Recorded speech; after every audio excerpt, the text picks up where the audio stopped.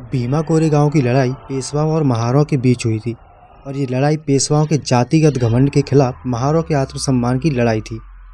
इसलिए दलित समाज के लिए इस लड़ाई का अलग महत्व है। इसे हम सिर्फ दो जातियों के बीच की लड़ाई तक सीमित नहीं कर सकते, बल्कि ये लड़ाई उस व्यवस्था के खिलाफ थी जिसमें शूद्रों को गुलाम बनाए रखने की व्यवस्था थी। ये एक जाति के लिए अपने आत्मसम्मान के लिए लड़ाई थी। बाबा साहब जी वहाँ जाते थे और कहते थे कि दलित समाज के लोगों को अपने शौर्य को याद करने के लिए भीमा कोरेगांव जाना चाहिए। 11 जनवरी 1927 को बाबा साहब पहली बार कोरेगांव पहुंचे। इसके बाद से बाबा साहब जो हमेशा से ही कहा करते थे कि हम सियार नहीं, हम सिंह हैं। इसलिए हर साल दलित समाज के लाखों लोग अपने उस शौर्य को याद करने के लिए भीमा कोरेगांव जाकर विजय स्तंभ को नमन करते हैं। लेकिन देश की आज़ादी के बाद भी आज तक दलितों के शौर्य को मनुवादी मानसिकता के लोग स्वीकार करने को तैयार नहीं हैं। कुछ नारंगी खटमल ये भी कहते हैं कि महारों ने अंग्रेजी सेना में भर्ती होना क्यों स्वीकार किया, वे अंग्रेजों की सहायता क्यों कर रहे थे, पेशवाओं के खिलाफ अंग्रेजों के साथ क्यों थे जबकि पेशवा भारतीय ही थे, भारतीय होकर भारतीयों के खिलाफ क्यों लड़ रहे थे। हालांकि ऐसे प्रश्न करने वाले असल में सिर्फ अपनी कपटी मानसिकता का ही परिचय देते हैं, जबकि मुगल सल्तनत को कायम करने वाले हिंदू ही थे जो हिंदुओं के खिलाफ लड़ रहे थे।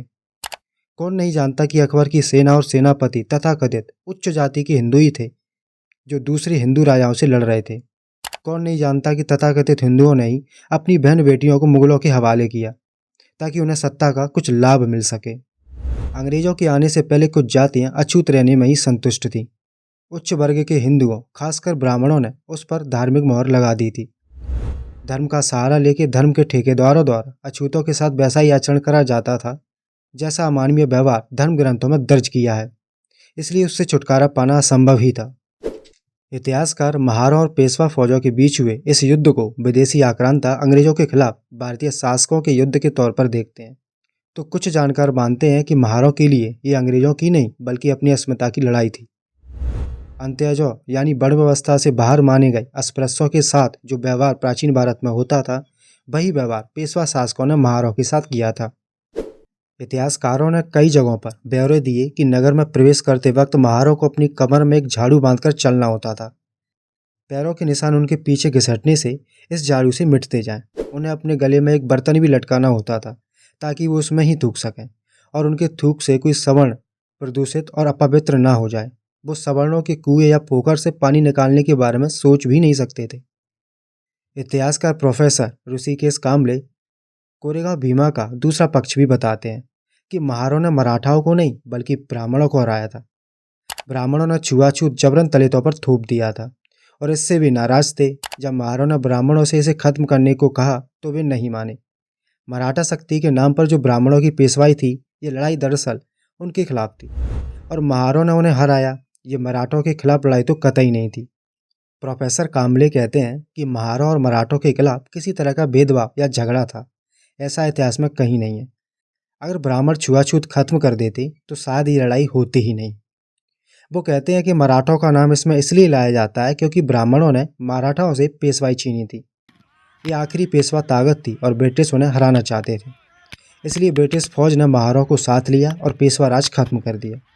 ईस्ट इंडिया कंपनी की सेना में भारतीय सैनिकों और उनके बच्चों के लिए अनिवार्य शिक्षा की व्यवस्था थी। अछूतों को सेना में जो शिक्षा मिली उससे उनको बहुत लाभ हुआ। इस शिक्षा से उन्हें सोचने समझने की नई दृष्टि और दिशा मिली। अछूतों की चेतना जागी कि उनकी दुर्दशा उनके माथे की लकीर नहीं है बल्कि ये धूर्तों की करतूतें हैं। उनका अस्पृश्य होना किसी ईश्वर द्वारा उनके माथे की भाग्य रेखा है नहीं बल्कि ये कलंक है। इससे उन्हें अपने पर बड़ी शर्म आई। ऐसा अनुभव उन्हें पहले कभी नहीं हुआ था, इसलिए उनसे छुटकारा पाने की तड़प उनमें जागी। तब उन्होंने समझा कि जातिवाद एक सामाजिक समस्या है। इससे छुटकारा पाने का संघर्ष तब आरंभ हुआ। अगर अंग्रेज ना आते और अछूतों को अपनी सेना में भर्ती कर उन्हें शिक्षा से रूबरू ना करवाते तो शायद आज भी अछूत गले में हांडी और पीछे झाड़ू बांध के चल रहे होते। आज जो कपटी मानसिकता वाले लोग अछूतों के अंग्रेजी सेना में भर्ती होने का ताना देते हैं, शायद वे अछूतों की वही स्थिति से खुश थे। कोरेगांव युद्ध महारों ने भारतीयों के खिलाफ नहीं बल्कि जातिवादी भेड़ियों के खिलाफ लड़ा था, जिनके राज में अछूतों को पीढ़ियों से मानसिक, आर्थिक और शारीरिक रूप से रोज नोच नोच के खाए जा रहे थे। कोरेगांव युद्ध पर मैंने एक डेडिकेटेड वीडियो बनाया हुआ है। कोरेगांव युद्ध कैसे हुआ था, क्यों हुआ था, कहाँ हुआ था, किसके बीच हुआ था, ये सभी जानकारी आपको उस वीडियो में मिल जाएगी। आप ज़्यादा से ज़्यादा अपने पूर्वजों के इतिहास को लोगों तक पहुंचाने में हमारी मदद कीजिए।